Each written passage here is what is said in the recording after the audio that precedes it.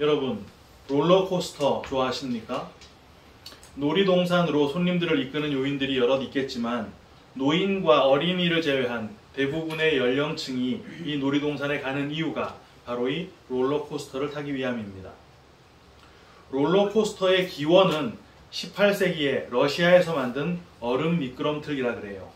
그러다가 19세기가 되면서 선로에 고정된 바퀴 달린 동체를 사용하는 최초의 롤러코스터가 개발이 되었고, 점점 기술이 발전하다가 1880년대에 중력과 마찰 감소를 통해서 더 빠른 속도를 내고 더 예리한 회전을 하는 현대적인 혁신적 롤러코스터가 모습을 보이기 시작했다고 하더군요. 오늘날의 롤러코스터는 정말이지 아찔할 정도입니다. 까마득한 높이에서 순식간에 떨어지기도 하고 360도 회전을 쉴 새 없이 돌기도 하지요. 그 속도가 너무 빨라서 기구를 타기 전에 안경을 벗거나 귀걸이를 빼야만 한다고 합니다. 안 그러면 타는 동안 그런 것들이 다 날아가서 없어질 수 있다고 해요. 놀이동산이 참 재미있긴 하지만 사람들이 그곳을 매일매일 갈 수는 없습니다. 시간 문제도 있고 건강 문제, 여러 가지 이유가 있겠지만 뭐니 해도 비용 문제겠지요. 입장료가 만만치 않기 때문입니다. 대부분의 놀이동산 입장료는 생후 36개월까지는 무료고요. 36개월부터 12살까지는 어린이 요금이 적용됩니다. 그 후로는 성인과 동일한 요금을 내야 한다고 해요. 그런데 간혹 누가 봐도 4~5살은 충분히 돼 보이는 아이를 데리고 들어오면서 36개월이 아직 안 됐다고 벅벅 우기는 사람들도 있다고 합니다. 그래서 36개월 미만의 아이를 동반할 때는 증빙 서류를 제시해야만 무료 입장을 시켜준다고 하더군요. 지난 시간 우리는 세례 요한이 목배임을 당했던 사건에 대해 함께 나눴습니다. 세례 요한은 구약의 그 모든 선지자들이 한 목소리로 예언했던 것 뭐였습니까? 메시아가 올 것이다 라는 것이었지요. 세례 요한은 바로 그 모든 예언의 성취, 바로 오신다고 했던 메시아가 바로 이 예수다 라는 것을 선포했던 구약적 선지자의 사명을 종결했던 사람이었고, 또 동시에 새 언약의 시대를 살아가는 성도, 다른 말로 신약적인 선지자의 그 삶을 대표해서 보여준 사람이기도 했습니다. 신약적 선지자의 삶이 어떤 삶이었던가요? 선지자는 하나님께서 보여주시는 것을 선포하는 사람이라 그랬으니까 미래를 막 내다보면서 몇 년도에 전쟁 날 거다 뭐 이런 거 예언하는 삶이었습니까? 당연히 아니겠지요. 신약을 살아가는 성도는 성령께서 내주하시는 자들입니다. 그럼 성령께서 내주하시면서 조명을 해주시게 되는데 뭘 조명해 줍니까? 요한복음 16장 7절 하반절부터 8절까지 읽어드리겠습니다. 내가 떠나가지 아니하면 보혜사가 너희에게로 오시지 아니할 것이요 가면 내가 그를 너희에게로 보내리니 그가 와서 죄에 대하여 의에 대하여 심판에 대하여 세상을 책망하시리라. 성령께서 오셔서 조명하시는 것은 바로 죄에 대하여 나는 정말 더러운 죄인이 맞구나 하는 것을 보여주시는 것이고, 의에 대하여 내가 지금까지 꺼내놓았던 의는 진짜 의가 아니라 참 의가 따로 있는 것이었구나 이것 깨닫게 해주시는 것이고, 심판에 대하여 내가 의로운 자로 판결을 받으려면 진짜 의로움이신 그 예수를 붙들어야만 하는 것이로구나 이걸 알게 해주시는 게 성령이란 말입니다. 그래서 세례 요한이 가죽 옷을 입고 메뚜기와 석청을 먹는 자의 모습으로 광야에서 주님을 예비했던 것이죠. 그거 무슨 가죽 자켓 입고 친환경 영양식 먹었다 이런 거 아닙니다. 세례 요한의 모습은 에덴에서 쫓겨날 당시에 입었던 그 가죽옷, 바로 그 죄인의 옷을 입고 곡식도 없고 꽃도 없었던 그 광야, 그래서 메뚜기도 석청도 없었던 그 광야에서 양식이 없어서 줄여 죽어야 했던 자의 모습이었던 것이죠. 그래서 죄인의 대표로 주님의 그 길을 예비한 세례 요한에게 주님께서 나오셨을 때 바로 그 죄인의 대표였던 세례 요한이 주님에게 세례를 베푼 것이라 그랬습니다. 왜요?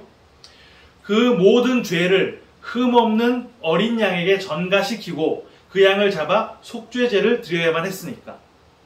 그게 바로 신약적 선지자의 삶을 사는 모든 성도들의 삶을 대표한 것이고, 바울 역시 그래서 바로 그 선지자의 삶을 통해 내가 죄인의 괴수로구나 라고 하는 그 지점, 진짜 성도의 고백이 터져 나오는 그 지점까지 도달하게 되었던 것입니다. 그렇게 선지자의 삶을 사는 자들은 결국 목배임을 당하는 실패자로 보일 수밖에 없겠지만, 사실은 내 머리가 잘려나간 그 자리에 예수라는 머리가 등극하심을 통해서 오히려 예수 그리스도의 몸이 되어서 영생을 얻게 되는 것이다 라는 것까지 우리가 확인을 했지요. 오늘 우리는 오병이어의 사건에 대해 함께 읽었습니다. 이 오병이어의 사건은 예수님의 고난과 부활의 사건을 제외하고 나면 유일하게 4개 복음서가 모두 다 기록하고 있는 사건이죠. 특별히 마태, 마가, 누가는 공히 이 세례 요한의 죽음에 대한 부분을 이 오병이어의 사건 앞부분에서 언급을 하고 있습니다. 하지만 마가나 누가의 기록을 보면 그 세례 요한의 언급과 오병이어의 기록 사이에 제자들이 파송을 나갔다가 돌아와서 주님께 사역 보고를 한 그런 내용이 들어있어요. 누가복음으로 보면 그 시간 순서가 명확해질 텐데요. 누가복음 9장 6절 제가 읽어드리겠습니다. 제자들이 나가 각 마을에 두루 다니며 곳곳에 복음을 전하며 병을 고치더라. 네, 이게 파송을 받아 나가서 사역을 했던 내용이에요. 뒤이어 7절부터 9절 읽어드립니다. 분봉왕 헤롯이 그 모든 일을 듣고 심히 당황하니 이는 어떤 사람은 요한이 죽은 자 가운데서 살아났다고도 하며 어떤 사람은 엘리야가 나타났다고도 하며 어떤 사람은 옛 선지자 한 사람이 다시 살아났다고도 함이라. 헤롯이 이르되 요한은 내가 목을 베었거늘 이제 이런 일이 들리니 이 사람이 누군가 하며 그를 보고자 하더라. 이걸 보면 누가가 왜 세례 요한의 이야기를 언급했는지가 명확하지요. 제자들이 나가서 귀신을 막 쫓아내고 병을 고치니까 그 소식을 들은 헤롯이 겁을 먹고 내가 죽였던 세례 요한이 다시 살아나서 이 일을 하는 것이로구나 이랬었다는 얘기를 하기 위함이었습니다. 그리고는 뒤이어 10절을 볼까요? 사도들이 돌아와 자기들이 행한 모든 것을 예수께 여쭈니 데리시고 따로 벳세다라는 고을로 떠나가셨으나, 이렇게 사도들이 주님께 돌아와 말했던 내용은 그들이 파송을 나가서 했던 사역에 대한 보고였다는 말이에요. 주님께서는 그 파송 사역의 보고를 듣고 나서 장소를 옮겼고 거기서 오병이어 사건이 일어났던 것입니다. 그런데 마태가 그 기록했던 내용을 한번 볼까요? 지난주 본문 마지막 절과 오늘 본문 첫 절을 연결해서 읽어드리겠습니다. 요한의 제자들이 와서 시체를 가져다가 장사하고 가서 예수께 아뢰니라. 예수께서 들으시고 배를 타고 떠나사 따로 빈들에 가시니 무리가 듣고 여러 고을로부터 걸어서 따라간지라. 주님께서 장소를 옮기신 이유가 제자들의 파송 사역의 보고를 들었기 때문이 아니라 마치 주님께서 세례 요한의 죽음에 대한 보고를 받으셨고 그것 때문에 장소를 옮기신 것처럼 다소 억지스럽게 기록을 하고 있다는 말이에요. 그 이유는 문맥을 통해 명확히 밝혀지고 있습니다. 이게 바로 오신 메시아에게 구원을 받는 자의 대표로 목배임을 당했던 바로 그 세례 요한처럼 양식이 없어서 줄여 죽어야 할 죄인의 모습으로 신약을 살아가는 모든 성도들이 과연 어떻게 배부름을 얻게 되는 것인가 하는 것을 명확하게 보여주기 위한 장치였던 것이죠. 원래 세례 요한이 있었던 곳이 어디입니까? 마태복음 3장 1절. 그때에 세례 요한이 이르러 유대 광야에서 전파하여 말하되, 여기에 광야라고 번역된 단어가 헬라어로 에레모스라고 하는 단어인데요. 오늘 본문 13절에 빈들이라고 번역된 단어가 똑같은 에레모스입니다. 이 에레모스는 사막, 광야, 외로운 곳, 목초지가 아닌 곳, 버림받은 곳, 도움이나 보호가 전혀 없는 곳, 이런 뜻을 가진 단어예요. 그런데 성경은 이 광야를 교회가 있는 곳으로도 지목하고 있습니다. 사도행전 7장 38절. 시내산에서 말하던 그 천사와 우리 조상들과 함께 광야 교회에 있었고 또 살아있는 말씀을 받아 우리에게 주던 자가 이 사람이라. 출애굽을 해서 가나안으로 갔던 그 당시 이스라엘이 광야를 지나던 그 모습을 언급한 것인데 여기 광야 교회라고 번역된 걸 원문으로 보자면 에클레시아 엔테 에레모, 광야에 있는 교회라는 말입니다. 그러니까 지금 그 오병이어의 기적이 일어나기 직전 상황을 설명하자면 아무런 도움이나 보호가 없었던 그 광야에 교회인 무리가 모여있는 상황인데, 무리는 먹을 것이 없어서 줄여 죽어야 할 죄인인 무리인 것이고, 지금 바로 그 무리를 먹이시는 자로 주님께서 서 계신 상황인 것이죠. 이 오병이어의 사건을 단순하게 우리들의 헌신과 주님의 능력이 만나게 되면 엄청난 역사가 일어난다, 이런 식으로 접근하시는 분들이 계신데요. 어린아이의 도시락에 불과한 그 보잘것없는 떡 5개, 물고기 2마리라 하더라도 주님의 손에 올려드리기만 한다면 무한하신 능력의 주님께서 그 헌신을 받고 놀라운 일들을 일으키실 것이다 라는 식의 주장을 하는 것입니다. 하지만 이 사건을 그런 방향에서 본다면 그건 당시 광야에서 주님에게 떡을 얻어 먹었던 그 남자만 5,000명, 여자와 아이까지 한다면 적어도 10,000명, 많게는 20,000명까지를 볼 만큼 그 많았던 사람들과 별반 다를 바 없는 시각으로 주님을 바라보게 되는 거예요. 그들 역시 헌신의 각오를 했습니다. 어떻게 합니까? 주님을 왕을 삼으려고 그랬거든요. 식민지 국민들이 자체적으로 왕을 옹립하려고 하는 거, 그걸 뭐라고 합니까? 반역이라고 하잖아요. 반역자들은 십자가에 매달아 죽이는 거 아시죠? 그런데 그들이 그렇게 죽음까지 불사하고 예수님을 왕 삼기 위해 마음을 모았다는 말입니다. 그거 헌신이란 말이에요. 왜? 주님은 능력의 주님이셨으니까. 그들의 시각과 우리가 바라보는 시각이 같을 수는 없지 않습니까? 오늘 이 사건이 펼쳐지는 장소는 에레모스, 광야 빈들이라 그랬습니다. 그런데 동일한 사건을 기록하고 있는 요한은 그 장소를 산이라고 기록을 했어요. 요한복음 6장 3절 4절. 예수께서 산에 오르사 제자들과 함께 거기 앉으시니 마침 유대인의 명절인 유월절이 가까운지라. 장소가 산이라고 기록되어 있죠. 그리고 동시에 시간적인 배경도 소개가 되어 있습니다. 언제요? 바로 유월절. 유월절을 통해 출애굽을 해서 광야로 나왔던 그 당시 거기에 있었던 산 뭐였습니까? 시내산이었죠. 시내산에서는 무슨 일이 있었습니까? 모세가 하나님께 율법을 받았습니다. 어떻게? 2 돌판으로. 신명기 9장 11절. 40주 40야를 지난 후에 여호와께서 내게 돌판, 곧 언약의 2 돌판을 주시고, 그 2 돌판에는 각각 5개씩의 계명이 새겨져 있었죠. 그래서 10계명입니다. 5이 새겨진 2개의 돌판, 숫자로 보자면 5와 2가 등장하죠.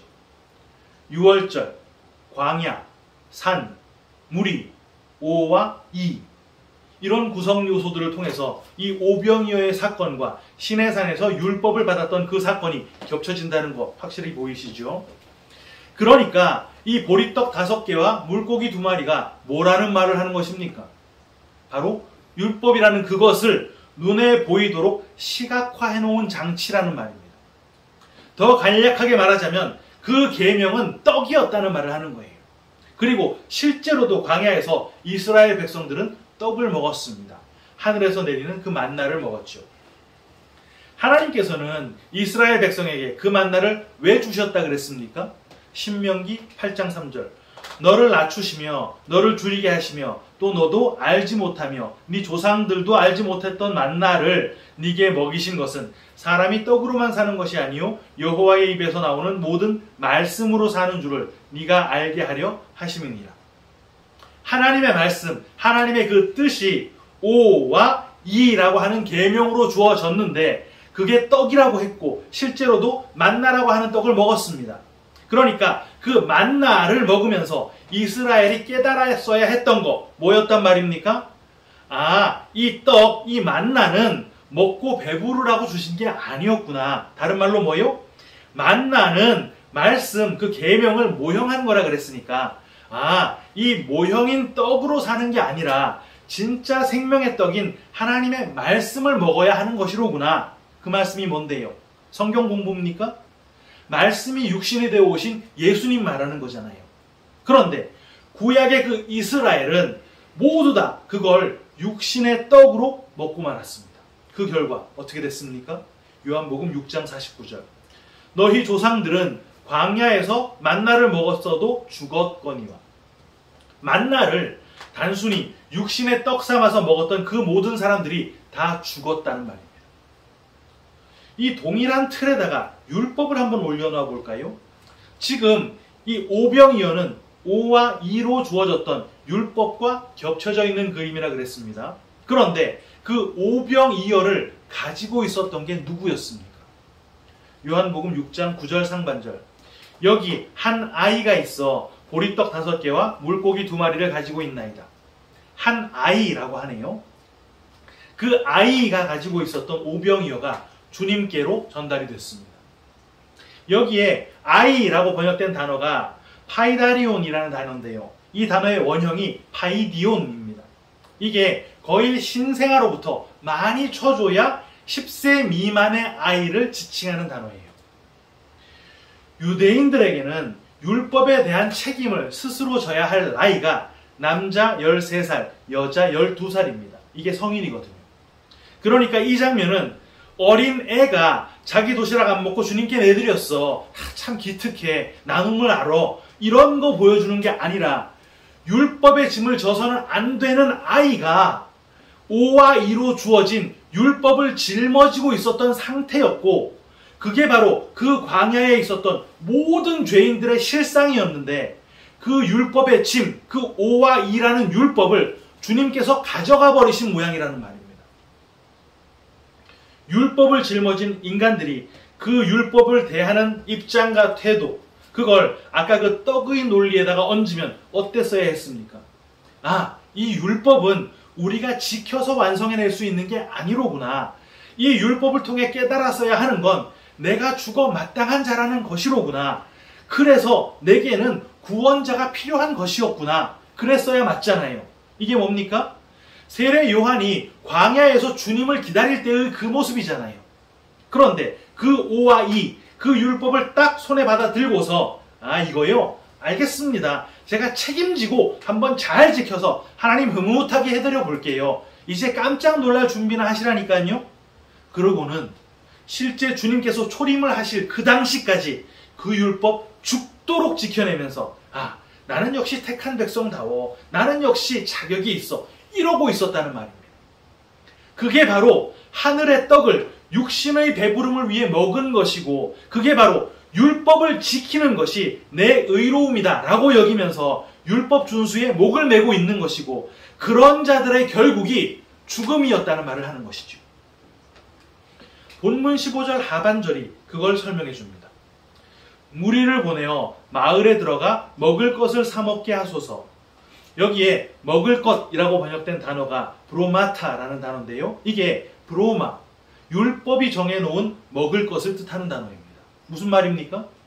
율법이 정해놓은 것을 각자가 완수해서 각자 배부르게 하자라는 말을 했던 것이잖아요. 주님께서는 그런데 곧이어 16절에 너희가 먹을 것을 주라고 말씀하셨습니다. 예수께서 이르시되 갈 것 없다. 너희가 먹을 것을 주라. 여기에 예수님이 말씀하신 먹을 것에 나오는 그 먹다라는 단어가 파고라는 단어입니다. 성경에 먹다라고 하는 단어는 파고, 트로고 이렇게 두 개로 대표적으로 사용이 되는데요. 그 쓰임새의 구별이 명확하게 보이는 곳이 바로 요한복음 6장 58절입니다. 제가 읽어드릴게요. 이것은 하늘에서 내려온 떡이니 조상들이 먹고도, 이게 파고예요.